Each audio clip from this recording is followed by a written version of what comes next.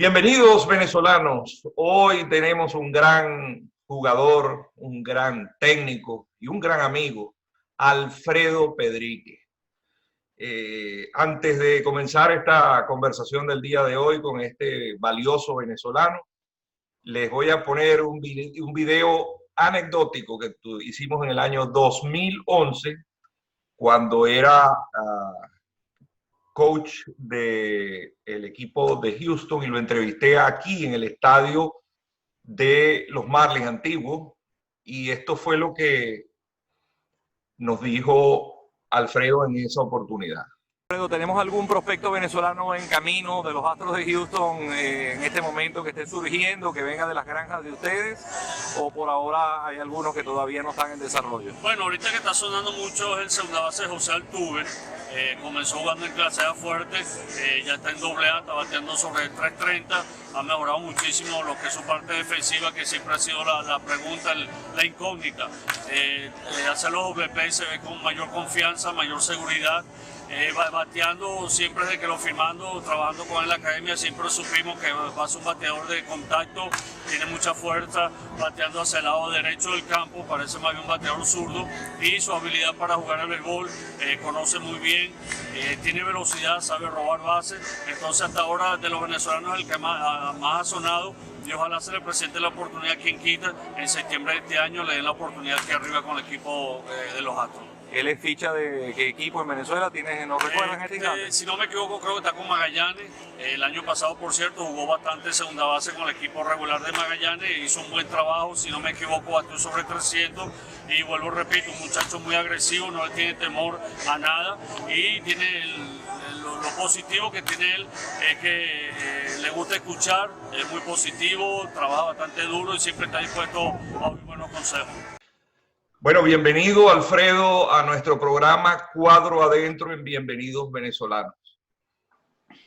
Bueno, John, muchas gracias por esta invitación y aprovecho la oportunidad para enviarle un saludo a todos los venezolanos, a todos los fanáticos del béisbol, y espero que disfruten de este gran rato que vamos a compartir tú y yo. Sí, bueno, comenzamos con esta entrevista, pues la verdad es que me puse a buscar en los archivos y fue un grato momento. De verdad hemos compartido muy pocas veces, pero las veces que hemos compartido ha sido muy bueno. Una vez compartimos en el estadio de Houston, cuando creo que eras asistente de Tim Purpura, de los Astros, y bueno, de allí corrió mucha agua debajo, por el río, como dicen. Fuiste inclusive manager de los Cascabeles de Arizona. Después volviste al de la oficina, al terreno, que fue en esa oportunidad que te entrevisté. Pero bueno, dinos algo sobre Altuve en el momento ese que todo el mundo sabe que nadie lo quería firmar y tú creíste en él.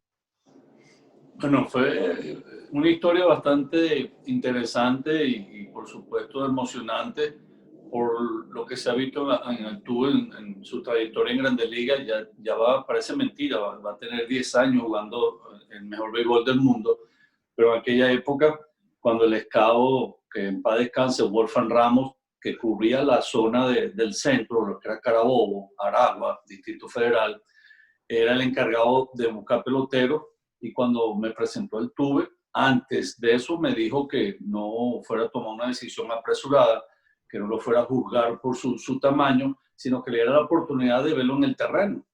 Wolfram Ramos es del escado que estoy hablando. Nosotros jugamos en el béisbol amateur juntos, él firmó con Boston, yo firmé con los Mets y mantuvimos esa relación. Y cuando estaba tratando con los Astros, vuelvo y repito, fue el responsable de llevar a Altuve a la academia. Habían como 25 o 30 peloteros o jugadores que íbamos a observar, a chequear esa semana que yo estaba en Venezuela, y Altuve estaba en ese grupo. Y en realidad lo que me llamó la atención de Altuve, me impresionó, fue su personalidad, con aquella confianza en sí mismo. Cuando me lo presentaron, conversó conmigo, mucho respeto, y el muchacho, bueno, de una vez me dijo que le diera la oportunidad, que lo que quería era jugar béisbol profesional, que lo observara primero. Y ya anteriormente había conversado con Omar López, Pablo Torrealba, que estaban encargados de la academia allá en Benoco. Me participaron que este es un muchacho que parece que 2 organizaciones lo habían rechazado, por su contextura física. Y yo le comenté, bueno, aquí con los Astros no va a ser nada fácil porque siempre los Astros tuvo la reputación en Venezuela que le gustaba pelotero físicamente fuerte, desarrollado, que el latino a esa edad de 14, 15, 16 años, eso es embuste que vamos a conseguir peloteros desarrollados porque el latino por lo general se desarrolla, madura un poquito más tarde.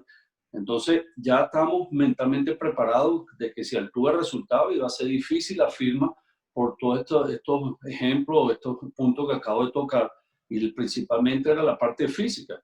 Cuando veo a Altuve, veo su estatura, por supuesto, el primer pensamiento que tuve fue, bueno, esto va a ser una batalla para que este muchacho, si lo firmamos, llegue a Estados Unidos. Bueno, estuvimos esa semana en Venezuela haciendo prácticas y ya para el tercer día comenzamos a hablar mucho de Altuve, cómo íbamos a hacer, lo vamos a invitar, lo vamos a regresar para su casa, y Wolfram Ramos, el scout, nos insistía de que le diéramos por lo menos 15, 20 días. Y se llegó a ese acuerdo. Pablo Torrealba no estuvo muy con el grupo en tomar esa decisión, porque ya sabía que con los Astros iba a ser difícil firmar a Altuve. Sin embargo, lo convencimos, mantuvimos a Altuve en la academia, y bueno, gracias a Dios que peleamos por Altuve, comenzando desde Venezuela con Pablo Torrealba, un conocedor del béisbol, un profesional dentro y fuera del terreno, que yo admiro mucho al señor Pablo Torrealba, aprendí muchísimo de él. Y bueno, se logra la firma de Altuve, pero vuelvo y repito, el proceso no fue nada fácil y no fui el único de que contribuyó al desarrollo de Altuve, porque muchos coaches, se hizo un plan de trabajo, gracias a Dios lo siguieron al pie de la letra, y por supuesto el responsable principal de esta película, Altuve, cumplió con todas las exigencias que se le presentaron. Este muchacho que luchó duro contra muchos obstáculos y gracias a Dios se le dio la oportunidad de llegar aquí a Estados Unidos a entrenamiento, que por cierto pasó casi 6 días que no lo ponía a jugar entrenamiento, y por fin cuando le dan la oportunidad, bueno, de allí adelante nos pudieron sentar a Altuve. Sí, la verdad es que es una historia, yo creo que también ahí influyó mucho, Alfredo, que Team Púrpura te tenía mucha confianza, y creo que tú de alguna manera algo hiciste que lo lograste convencer y él depositó la confianza en ti. Sí, primero eso, John, verdad que Team Púrpura fue un elemento que aprendí muchísimo de él, tuvo la paciencia conmigo, ya él sabía que todos mis años en el béisbol, la experiencia que yo tenía, fue adquirida en el terreno solamente. Conocía un poquito el área de escauteo y sin embargo Púrpura me dio esa responsabilidad de ser su asistente especial, supervisar el sistema de ligas menores, y a Dominicana y a Venezuela supervisar las academias y pasar un reporte al final de mis viajes o al final del trabajo. Yo tenía que pasar un reporte, y viendo mi reporte, viendo mi trabajo, por supuesto, él siempre me aconsejaba, siempre me corregía. Los compañeros de esos otros asistentes también me ayudaron muchísimo. Entonces siempre estaré agradecido por la oportunidad que me dieron los Astros y Team Púrpura de brindarme esa confianza de asumir ese rol que, bueno, repito, no tenía mucha experiencia con ese rol. Y segundo, yo creo que al ver Altuve, eché la película para atrás y me acordé cuando yo tenía 15, 16 años y que tenía ese deseo, esa ambición de ser pelotero profesional. El talento mío nunca fue un talento excelente, sí tenía condiciones físicas necesarias para jugar el béisbol profesional. Gracias a Dios se me presentó la oportunidad, pero vuelvo, repito, ver a Altuve, esa insistencia de recibir esa oportunidad, me acordé cuando yo tenía su edad y tenía esas mismas aspiraciones, esas mismas ambiciones, y por eso luché y me fajé, como se dice en el béisbol, por Altuve conjuntamente con los otros coaches. Y bueno, vuelvo, repito, gracias a Dios que los Astros nos escucharon.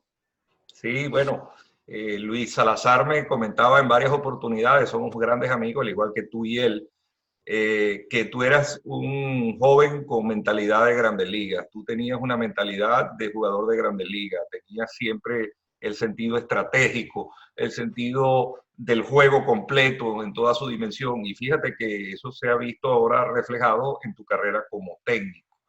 Ahora voy a poner unas laminitas que tengo por acá de tu carrera, que quiero recrear a nuestros oyentes.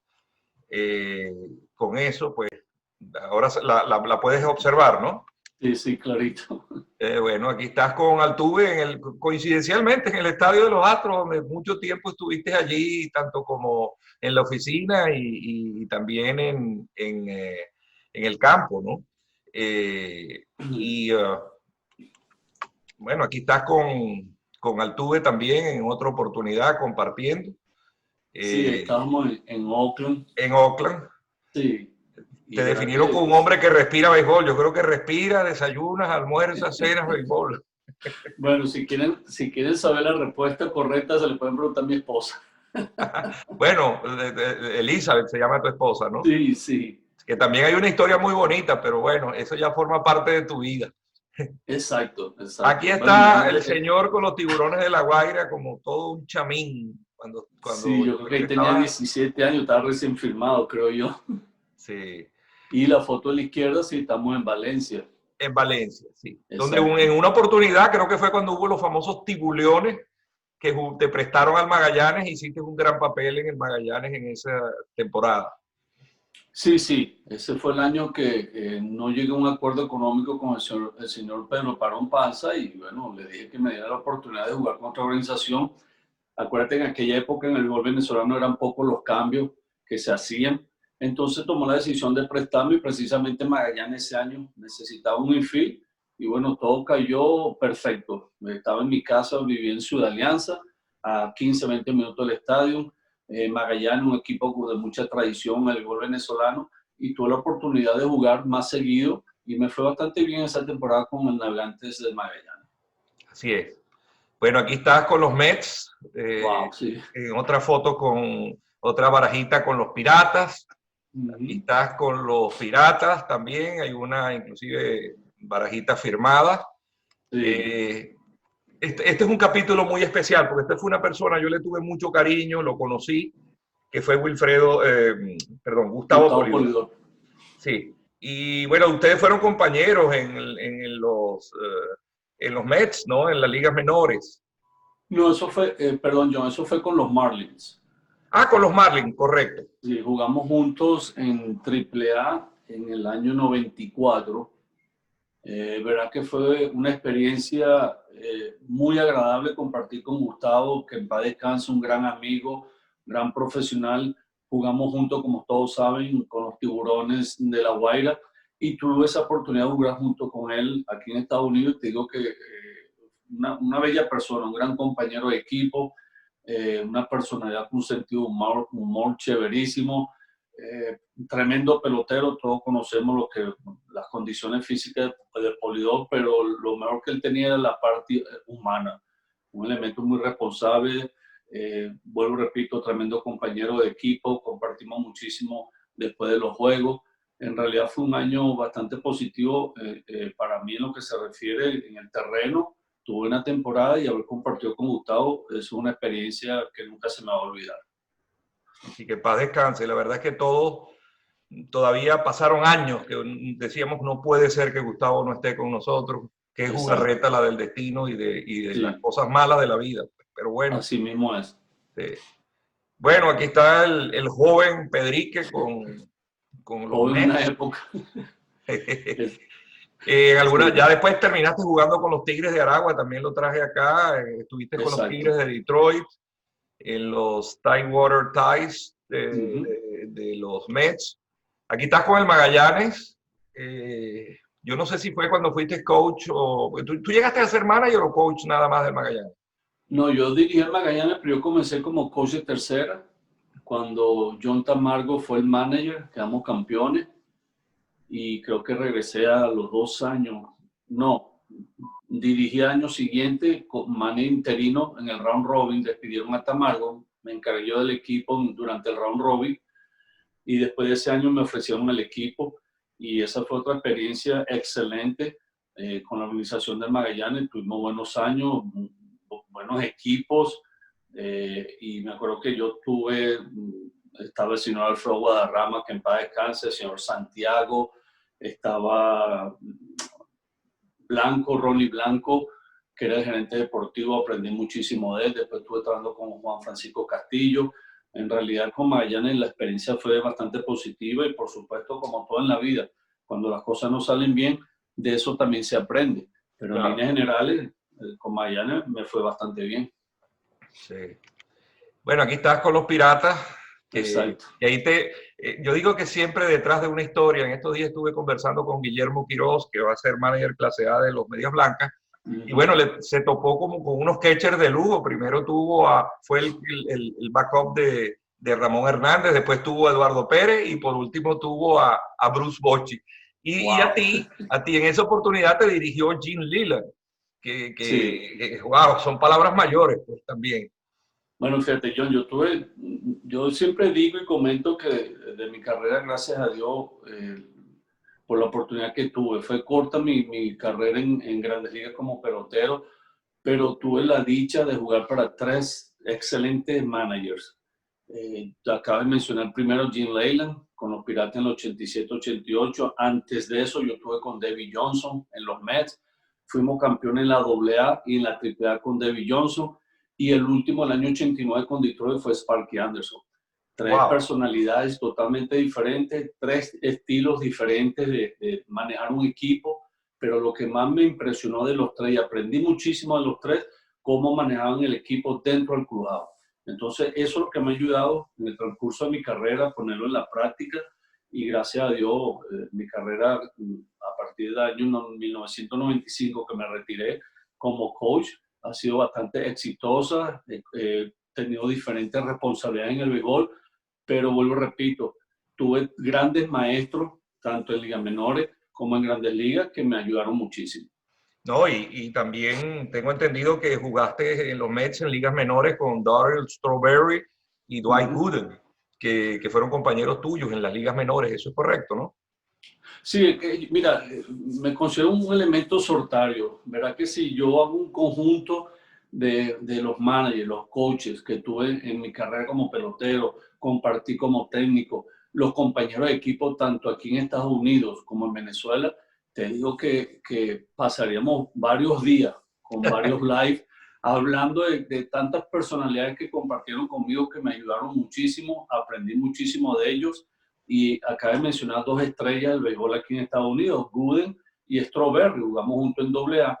Jugamos poco en AAA porque yo creo que ellos lo subieron. Empezó la temporada en abril y ya los 2, si no me equivoco, en mayo del año 86 ya estaban en Grandes Ligas con los Mets, si no me equivoco. O sea, la trayectoria de ellos por ligas menores fue corta. Y sin embargo, aparte de ellos, bueno, fueron una cantidad de peloteros estrellas, tanto americanos como latinos, que compartí y aprendí muchísimo. Y verá que fue una experiencia bastante agradable. Es que fíjense ustedes, Alfredo le tocó, y por esas cosas también, esa historia que es fascinante que tiene de su vida, él le toca jugar con los Mets el año siguiente que ellos fueron campeones. Y Alfredo comentaba que Dave Johnson decía, bueno, este equipo sabe lo que tiene que hacer y todo. Y él estaba debutando. Sí. Era utility, y se quedó como utility allí un tiempo con los Mets. Cuéntame un poquito de esa experiencia, llegar a un equipo campeón. ¡Wow! ¡Qué responsabilidad! Claro, porque en el año anterior yo estaba en AAA, por cierto, el manager fue Sam Perloso.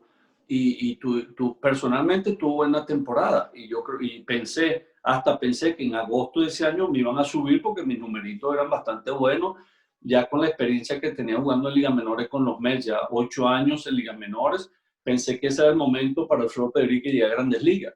Y sin embargo no pasó así, subieron a un shortstop que estaba en AA, Kelvin Esther, y terminaron yendo a la Serie Mundial ese año. Y yo molesto, me acuerdo que estaba súper molesto.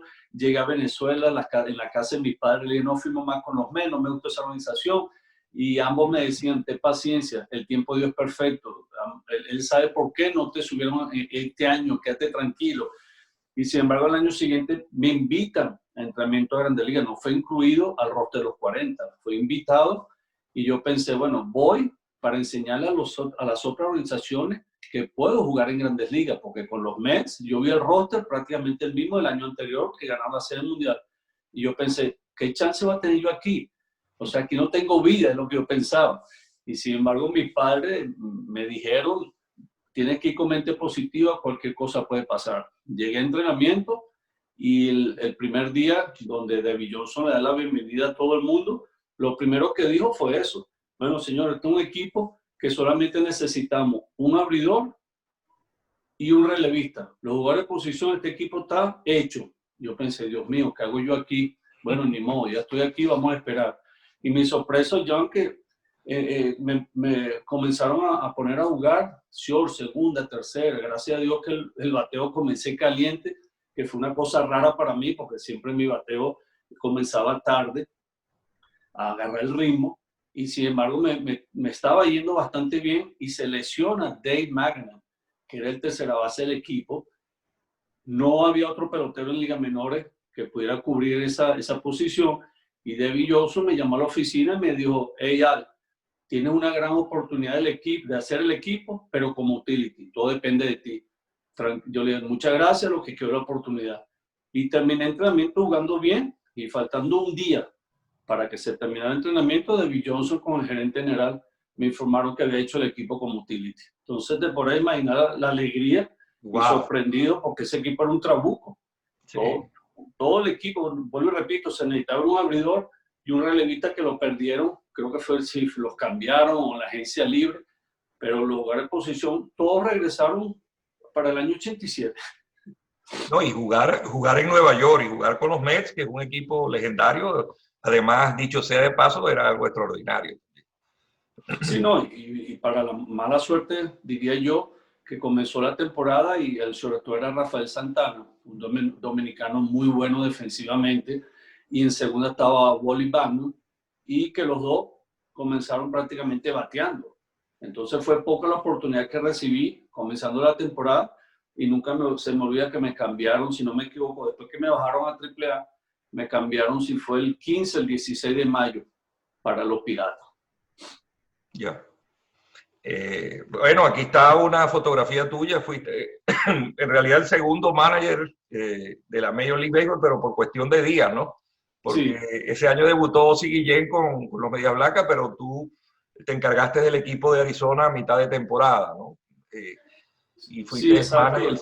El manager Bob Bradley lo despidieron, una cosa que, bueno, los que estábamos ahí adentro sabíamos que no era culpa de él, de un equipo donde comenzó con muchos problemas, sobre todo en la rotación. ¿Quién era el manager, perdón? Bob Bradley. Ah, Bob Bradley. Imagínate. Hubo muchos problemas físicos, peloteros claves se lesionaron y en realidad los peloteros que subieron de AAA no estaban listos para competir en esa división oeste que era bastante dura en aquella época, los Dodgers, San Diego, San Francisco. Entonces deciden despedir a Bradley, me nombran manager interino. Mi récord, por supuesto, negativo, pero fue una experiencia bastante agradable, bastante interesante por el hecho de que dirigí a peloteros como Randy Johnson, Luis González, Sean Hildebrand, a Lomar, cuando ya se estaba saliendo del béisbol, Carlos Baerga, en fin, una cantidad de estrellas que había en ese equipo y tener esa oportunidad de trabajar con ellos, de dirigirlos, por supuesto, aprendí muchísimo. Pero dime algo, Alfredo, porque yo he estado en el béisbol también y he sido manager. ¿Cómo era eso para sacar a Randy Johnson de un juego? ¿Cómo era eso? Porque bueno, la verdad es que... No sé si tú has escuchado mi anécdota sobre Randy Johnson. Estábamos jugando en Nueva York y estábamos ganando 2-1 en el séptimo inning. Y en realidad nosotros ese año, para llegar al séptimo inning ganando, bueno, era un milagro, ¿ok? Y el relevo intermedio estaba con muchos problemas. Entonces, los abridores sentían la presión de que querían llegar por lo menos al séptimo inning, octavo inning, para darle la pelota al cerrador. Ellos no querían ver a un relevo intermedio, porque en realidad estábamos teniendo muchos problemas. Entonces, estábamos ganando 2-1 en el séptimo, y le pregunto al coach de picheo que cuántos picheos, valga la redundancia, tenía Randy Johnson. Él me dice, tiene 95. Este ya es el séptimo inning, con 95 picheos es cuando él comienza a cansarse. Obsérvalo. Ok, lo estoy viendo, pero en la salida anterior, ya Randy Johnson y yo teníamos un plan de trabajo de donde si él se salía del montículo y se ponía las dos manos en la rodilla, se agachaba y se ponía las dos manos en la rodilla, él me estaba indicando que se estaba cansando.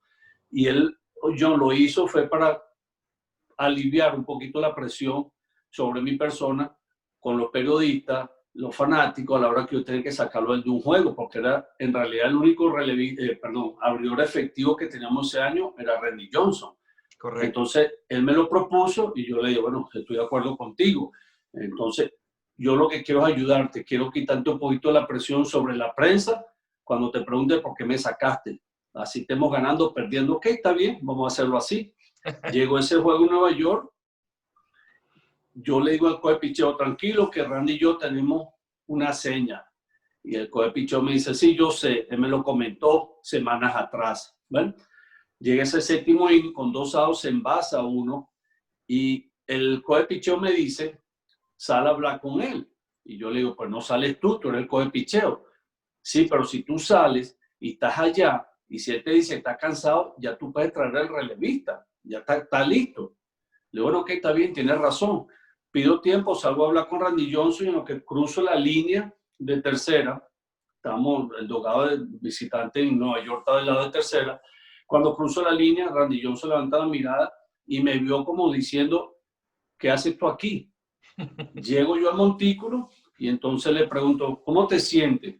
Y él me dice, yo me siento bien, ¿qué haces aquí? Salte de aquí. Pero usó un vocabulario que ahorita no lo puedo repetir en la cámara.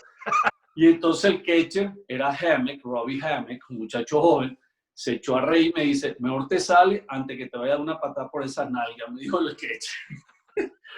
Salgo y en lo que paso la raya, que comienzo a reírme, llego al dogado y el coach de picheo me dice, no quiero saber qué te dijo Randy, ya con la cara tuya y la cara de Randy, sé cuál fue la conversación.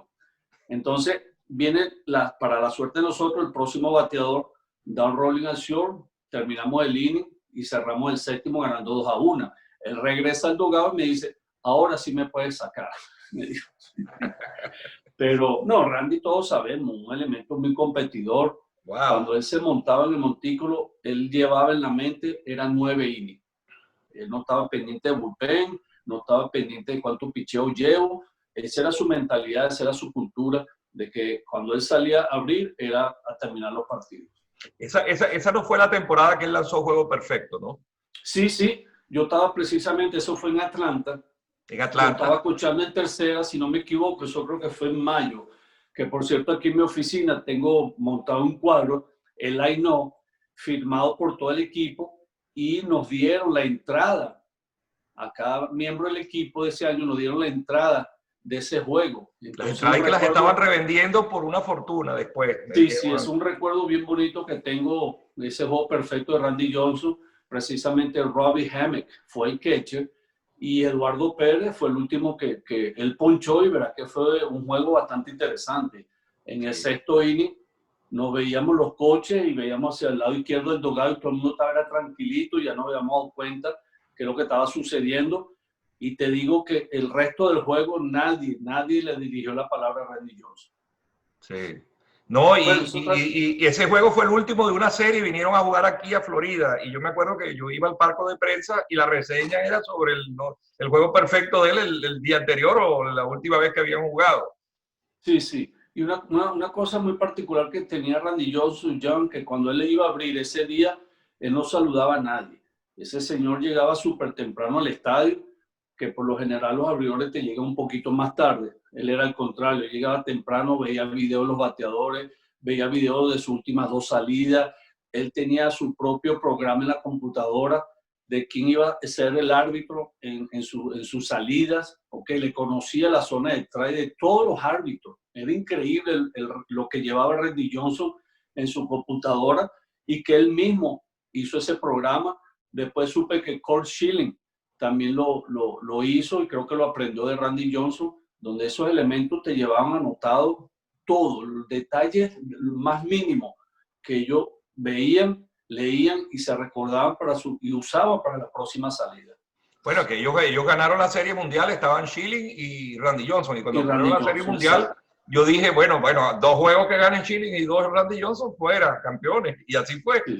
Sí, ese año yo fui el manager de la AA de ellos en El Paso. Bueno, aquí estás ya como coach con el Scranton, creo, de los Sí, Yankees. sí, en la foto de arriba era el equipo de la AA y la foto de abajo, el lado derecho, era cuando estaba con la AAA. Exacto. Que por cierto, en ese momento, y estamos haciendo ya la entrevista viendo fotos, pero también es muy sabroso ver fotos y comentarlas. Yo me calenté mucho porque tú fuiste manager del año, creo que en dos años seguidos, en AAA con los Yankees. Sí.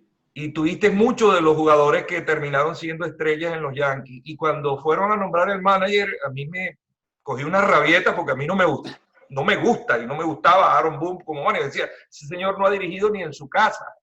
Ese señor viene de la televisión. Y yo decía, pero ¿por qué no le dieron el chance a Alfredo, que viene de ahí abajo? Sí. Y de hecho, bueno, tú te fuiste a Oakland, me imagino que entre otras cosas por eso, porque Sí. tenías una oportunidad de estar en Grandes Ligas como debe ser, ¿no?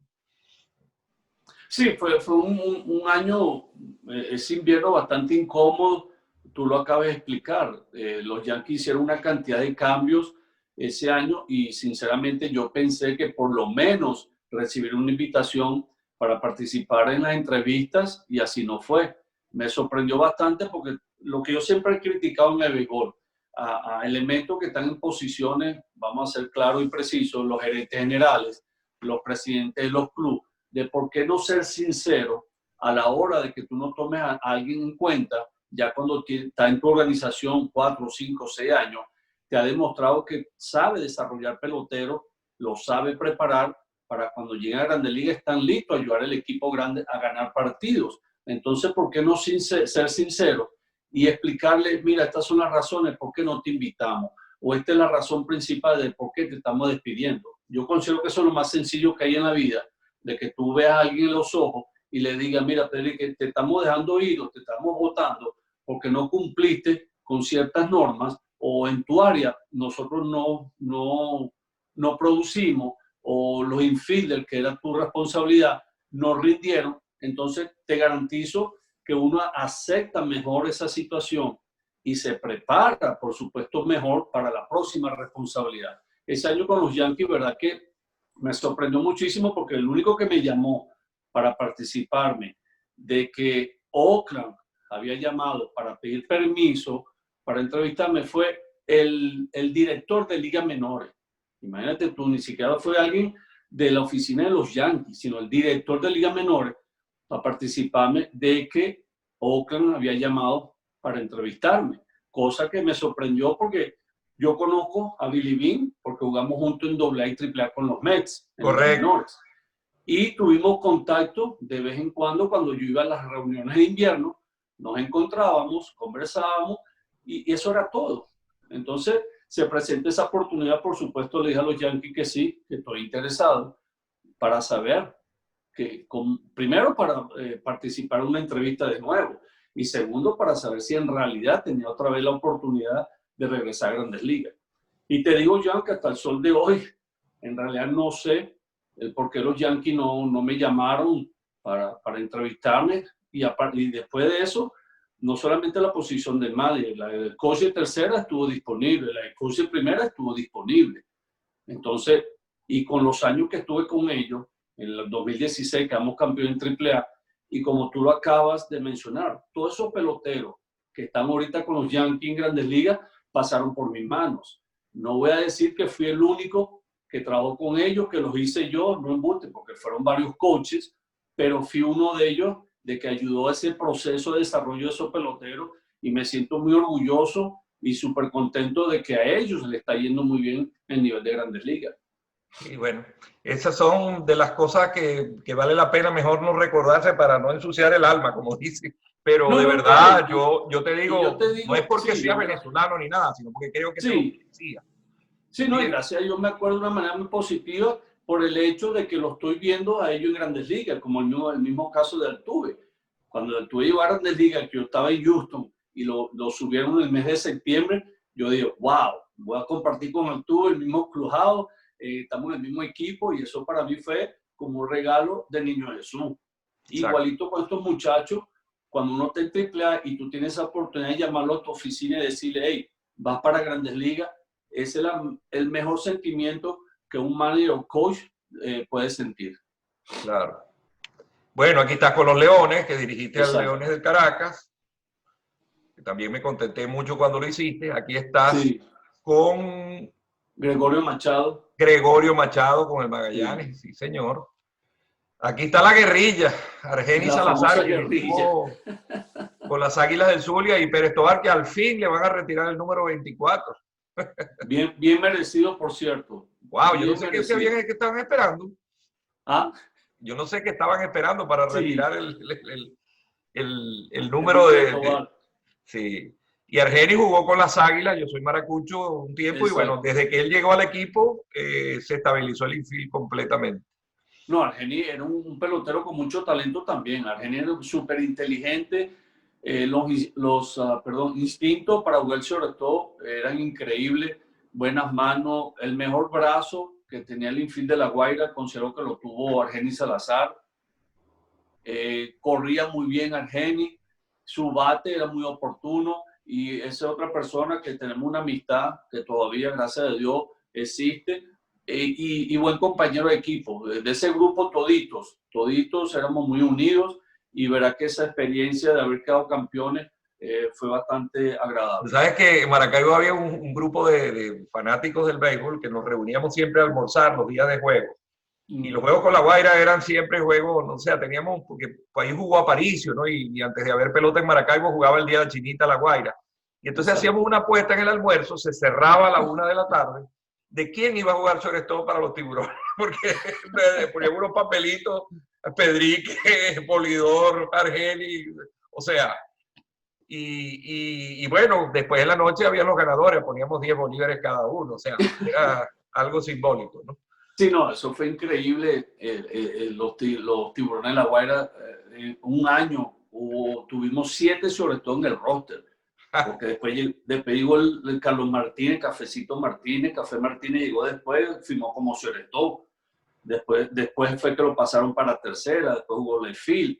Pero ese año era increíble la cantidad de shortstop que teníamos. Hasta Entonces, Luis Salazar jugaba shortstop inicialmente. Luis Salazar jugaba shortstop, sí. Después cuando llegó Gustavo, Argenis, Guillén, mi persona, entonces Luis jugó más tercera base, jugaba Lefield. Es más, si tú te acuerdas, hubo un año que yo tuve que jugar primera.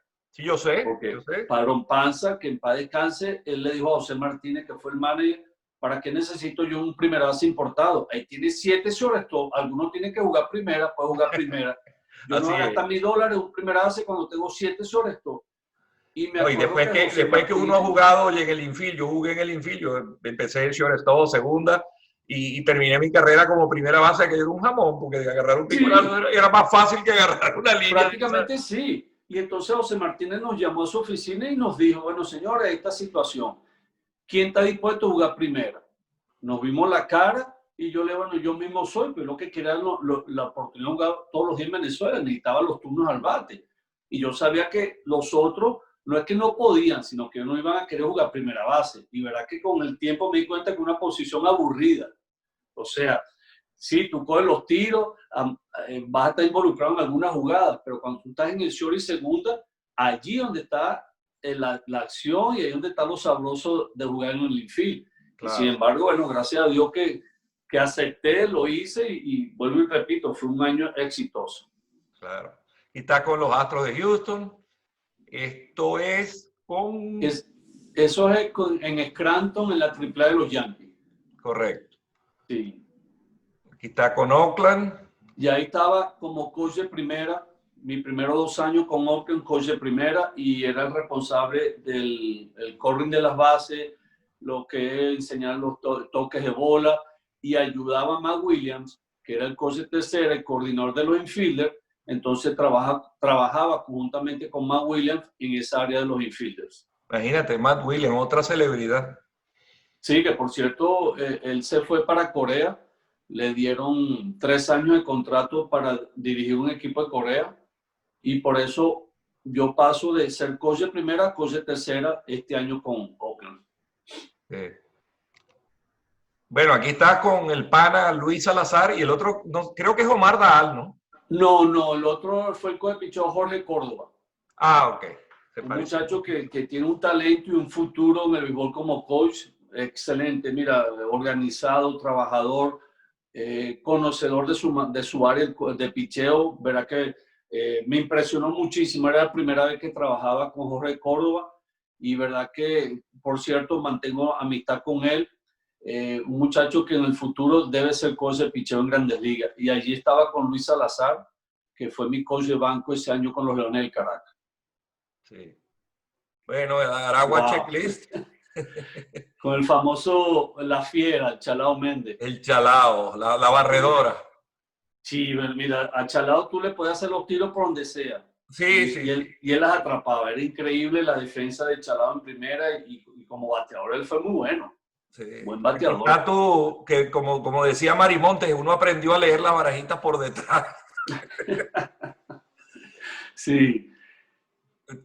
Aquí estás con el Caracas. Con el Caracas, eso fue en Maracay. Ya ahí estoy coachando tercera con el equipo de Oakland. Eso fue en entrenamiento de Grandes Ligas, juegos de exhibiciones. Bueno, y hablando de los Marlins, te va a tocar probablemente este muchachito que tiene muchas esperanzas con los Marlins, que es J.J. Bleday,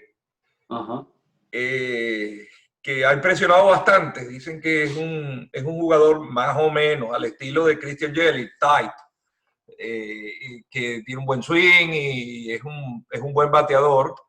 Y bueno, este muchacho que ha resultado, a mí me impresionó muchísimo la fuerza que tiene y sobre todo el instinto para jugar, que es Jazz Chisholm, que bueno, él por esas cosas del destino, ahí en Bahamas, en Bahamas creo que fue, firmaron un pelotero mucho más, por un bono pues grandísimo, los Gigantes de San Francisco, y él firmó con Arizona, pero vino a parar a los Marlins, y yo creo que este muchacho se puede transformar en una especie de Gregorius, un tipo de jugador como Gregorius, porque se ve, tiene mucha fuerza y se ve muy bien. bien. Doble el año pasado, creo, si no me equivoco. Sí, pero en Grandes Ligas me impresionó y tiene fuerza y no sé, tiene como que ganas de jugar. Y bueno, por supuesto, este muchacho dominicano que batea a la zurda, que también le falta todavía, pero pareciera que tiene buenas herramientas. Bueno, hay varios, Lewin Díaz, pare usted de contar. Hay muchos jugadores que todavía están en ascenso y que vas a tener la oportunidad de poderlos tener como jugadores de AAA en una organización como los Marlins. Cuéntame ese reto de estar con Derek Jeter y la nueva gerente general que también estuvo con los Yankees, que me imagino que debes haber interactuado con ella en algunas oportunidades. No sé si en la época que te tocó ella estaba. Cuéntame sobre ese nuevo reto con los Marlins en AAA. Mira, va a ser bastante interesante y estoy muy contento. Yo sé que regreso a ligas menores, pero a nivel de AAA voy a ser manager, bastante contento por la oportunidad y ser el reto que voy a tener porque dirigir AAA cualquier organización no es fácil. Y precisamente conversando con el presidente del equipo de las operaciones de béisbol de los Marlins, que ya nos conocemos desde cuando trabajamos junto con los Yankees, me dijo que mi equipo en AAA puede ser que vaya a ser bastante joven. Prospectos, la mayoría van a estar en AAA, que ese es el plan que ellos tienen. Por supuesto, todo depende de lo que pase en entrenamiento, pero están bastante contentos de este grupo que viene ascendiendo juntos, desarrollándose juntos, y lo comparó con el grupo que yo tuve con los Yankees, que subieron juntos, se desarrollaron juntos y ahorita están jugando en Grandes Ligas. Entonces ese es el plan que tiene Jeter. Como tú lo acabas de mencionar, la nueva gerente, que no la conozco porque cuando yo llegué a los Yankees, ya ella estaba con otra organización. Entonces, el año que viene, por primera vez, voy a tener la oportunidad de trabajar con ella. Siendo el manager de la AAA, por supuesto, voy a tener un contacto prácticamente que directo con ella, con Jeter, a la hora de subir un pelotero o hacer algún cambio, o si yo voy a hacer alguna recomendación de algún pelotero, estoy seguro que la comunicación va a ser con ellos. Entonces, estoy bastante contento y bastante emocionado por este reto. Y vuelvo, repito, una organización nueva donde en los últimos 3 años ha demostrado que han hecho muchos cambios a nivel de ligas menores. El departamento de escauteo, tengo entendido que hicieron bastante cambios interesantes. El sistema de ligas menores se ha fortalecido en los últimos 2 o 3 años. Esa es la razón por la cual estoy bastante emocionado. Llegar a los Marlins en estos momentos donde la organización, ya ellos no están hablando mucho de reestructuración, ya ellos están hablando es de ganar, si es posible, el año que viene. Con la experiencia que tuvieron este año de haber llegado al playoff, con todos los inconvenientes que tuvieron con el virus, y sin embargo, Marley de una manera muy inteligente, profesional, mantuvo ese núcleo, esa química en el cruzado, y por eso resultaron teniendo un año positivo. Entonces, después de haber vivido esa experiencia este año, estoy seguro que en lo que comience el entrenamiento del año que viene, las expectativas van a ser grandes. Ya saben que pueden jugar en ese nivel, ya un año más de experiencia. Por supuesto, los Marlins para el año que viene van a dar bastante la pelea, van a ser difíciles de vencer. Y vuelvo, repito, con el material que tienen AA y AAA, es una organización que pinta mucho para un futuro muy cercano. Fíjate que yo pude notar en la temporada pasada, Alfredo, que después de los Padres de San Diego, que fueron by far los que robaron más bases, los Marlins eran los segundos. Y Marley cada vez que podía soltaba a los corredores y los ponía, los que podía poner a moverse. Y eso fue la diferencia en más de un juego, pues, porque se veía el deseo de Marley de ganar juegos, de elaborar carreras, porque hoy en día se ha perdido mucho eso, el toque de bola, el sacrificio, el bate de corrido, el robo de base, y él hacía carreras pues de la nada, pues, con el equipo, y probablemente es parte de una filosofía que van a estar tratando de implementar desde la formación de los jugadores en las ligas menores.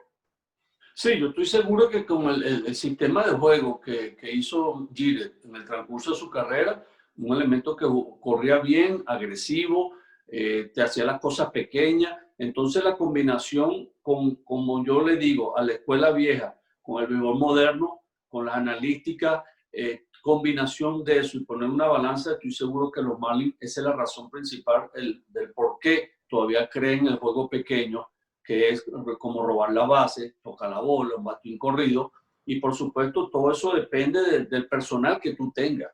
A la hora de estructurar un club, por supuesto, eso es lo que te va a ayudar a darte cuenta, a conocer tu personal, si en realidad tú puedes manejar un equipo de esa manera, y eso fue lo que hizo Marley, sacar el máximo provecho del talento este año. Y vuelvo y repito, con todos los problemas que tuvieron al comienzo de la temporada, cuando arrancó con el problema de la pandemia, sí. Ese fue uno de los equipos más afectados, y sin embargo Marley le sacó máximo provecho al talento que él tenía a su disposición, y tuvo un año positivo. Entonces estoy seguro que el año que viene, desde el comienzo de entrenamiento, ese va a ser el mensaje, esa es la cultura que tiene la organización de los Marlins en estos momentos, es pensar en ganar el año que viene, de ejecutar las cosas pequeñas, de jugar en equipo, y eso va a ser bastante importante. Pero fíjate, Alfredo, que el año pasado, yo le comentaba a José Francisco Rivera, periodista venezolano, maracucho, que me gustó mucho los refuerzos que escogieron fuera de temporada, porque entre el setup y el cerrador, Boxberger y Kinsler, eran extraordinarios. Y además, bueno, Dickerson, Aguilar, es decir, firmaron varios jugadores que para mí le daban una cara distinta al equipo, porque había que combinar esos jóvenes que todavía estaban en desarrollo con jugadores que tuvieran ganas. Y bueno, gracias a Dios ahorita ya firmaron a Aguilar. Miguel Rojas sigue en el equipo, que es como una especie de comandante ahí en el equipo, porque es el capitán.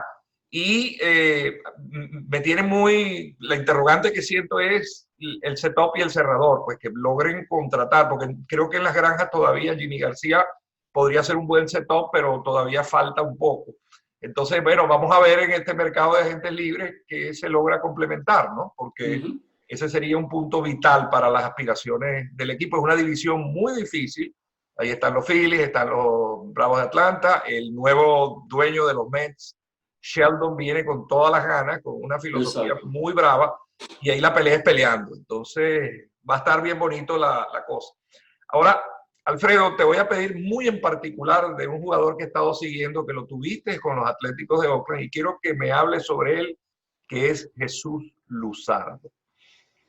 A mí me parece que ese muchacho es oro en polvo, porque tiene una piedra y tiene un cambio que muchos quisieran tener en Grandes Ligas. Cuéntame sobre Jesús Luzardo, que es una promesa del béisbol venezolano.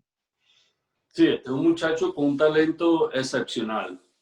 Y me llama la atención, o me llamó la atención cuando estuve con Luzardo hace 2 años, la primera vez que lo vi, que lo trajeron a entrenamiento de Grandes Ligas para, hacía falta picheo, y al manager lo tenían loco, los directivos de Liga Menores, que tenía que ser Luzardo, que tenían, por fin Van Melvin dice, ok, vamos a ver tal Luzardo, tráiganlo mañana que necesitamos picheo para mañana. Bueno, llega Luzardo, lanzó, me acuerdo que fue un solo inning, aquello fue 1, 2, 3, pero todo el mundo nos vimos la cara en el dogado, fue la presencia de él en el montículo, como que si ya tenía 7, 8 años pichando Grandes Ligas, aquella confianza, aquella serenidad, el dominio de la zona de strike y la agresividad con que le lanzó a esos 3 bateadores, todo el mundo decía, wow, ¿esto es verdad o esto es un sueño? Entonces, después de esa salida, Van Melvin como que le despertó el interés, quiero ver más a este muchacho, lo quiero más seguido aquí, siempre le recordaba el de picheo, oye, no te olvides de Luzardo, necesitamos a Luzardo, bueno, para pasado mañana, y así comenzó Luzardo a llamar la atención, y verdad que cuando lo vimos, y personalmente, a mí me recordó muchísimo a Joan Santana, cuando Santana comenzó, aquella serenidad, aquella confianza en sí mismo, la recta y el cambio, estoy de acuerdo contigo, 2 picheos, que el muchacho tiene un dominio a esa corta edad, es impresionante. Le falta mejorar lo que llama el picheo rompiente, que es la curva, que todavía no se han decidido si lo van a dejar que lance la curva o el slider. Entonces, estaba en ese proceso este año, pero hay la seguridad que este muchacho va a tener un futuro brillante, y lo mejor que tiene Luzardo, que lo comparo con Santana, es su humildad y las ganas de mejorar y escuchar, que eso lo aconsejo yo muchísimo a los peloteros jóvenes. Por favor, escuchen. Hay muchos peloteros que tú estás hablando con ellos, no, yo sé. Entonces, ese es el grave error que cometen muchos peloteros jóvenes, es de no dejarse manejar, enseñar, ayudar.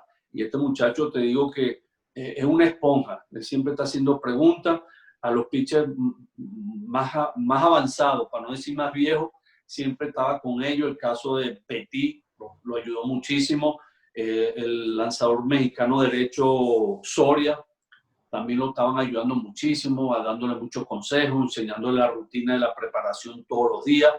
Y este es un muchacho que, vuelvo y repito, con el favor de Dios, si se mantiene sano, va a llegar lejos, va a pichar muchos años en Grandes Ligas y va a tener mucho éxito.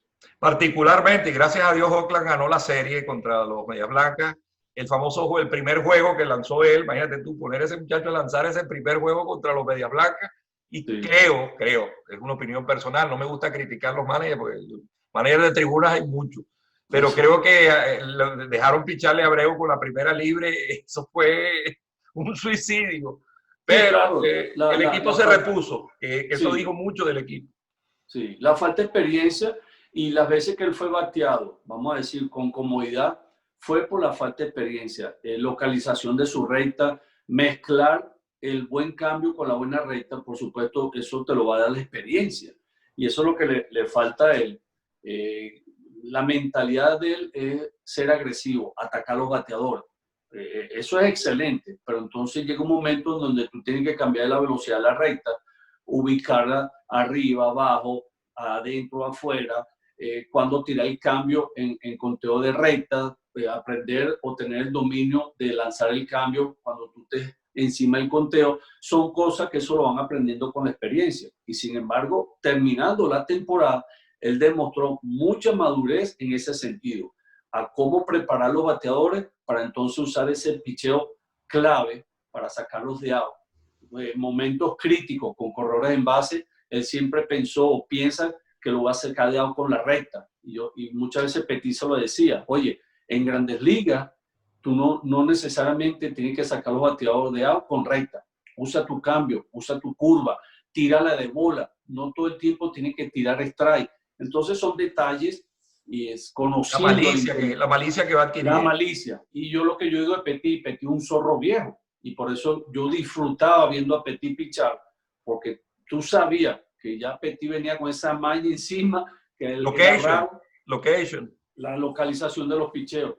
Y tengo la seguridad que Luzardo va a llegar a ese nivel porque es un muchacho muy inteligente, educado, se prepara y le encanta su profesión. Dime una cosa, Alfredo. ¿Alfredo Pedrique recomendaría a Liam Hendriks a los Marlins? Sí, 100%. Ok. Sí, porque ellos tienen que buscar un cerrador. Se ha hablado que si van a invertir dinero puede ser él, puede ser Brad Hand. Porque es que tienes tantos pitchers jóvenes. Tienes a Pablo López, tienes a Alcántara, tienes a Sixto Sánchez, que tienes que tener al final algo que le dé sazón al juego, porque, o sea, si no vas a cerrar el juego, eso va a ser un desastre. Sí, y yo no lo recomendaría tanto por los numeritos y los años buenos que ha tenido. Lo recomiendo porque un tipo que en el cruzado es un compañero de equipo. Le gusta pichar todos los días, ¿ok? Y como todos los peloteros son diferentes, o sea, hay algunos que tú tienes que todos los días, está bien, vamos, mañana te va a ir mejor.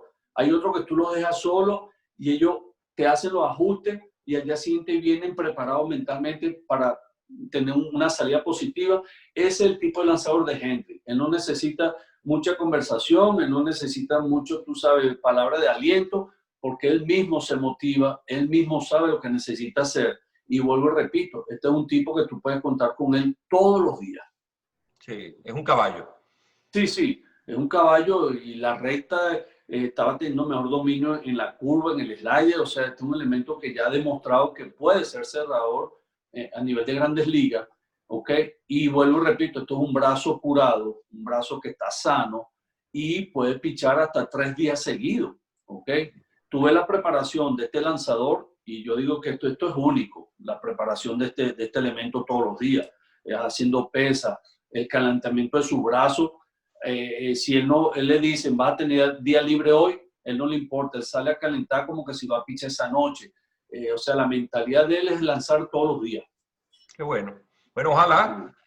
Y bueno, para cerrar ya, porque tenemos muchas cosas de que hablar, como dices tú, podríamos estar aquí 3 días hablando porque es muy sabrosa la conversación y sobre todo con alguien que considero amigo. Luis Salazar. Muchas gracias, igualmente. Luis Salazar, ese era el jefe de la guerrilla, ese era el papá de ustedes. Sí, señor. Luis Salazar fue, como se dice, el puente entre Crujado y Pedro Parón Pance en la oficina. Nosotros, si había alguna queja, inquietud, algún problema, mira Luis, vamos a hablar con Padrón, démelo a mí que yo me encargo de él.